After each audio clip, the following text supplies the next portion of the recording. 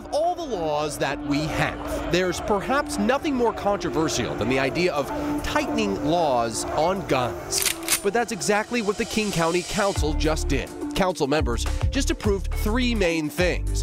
One, it's now required that all gun owners in King County securely store firearms and ammunition at all times on all premises. Two, it's now required that the King County Sheriff's Office destroy working forfeited weapons.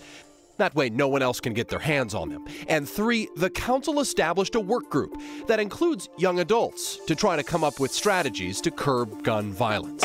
Like we often see with gun laws, there will likely be a challenge in court over all this. The city of Seattle passed similar gun storage requirements and currently faces a lawsuit with claims that the state Supreme Court strictly prohibits local laws when it comes to guns. So now these laws go into effect immediately, and if you're caught with an unsecured gun, it is a $1,000 fine.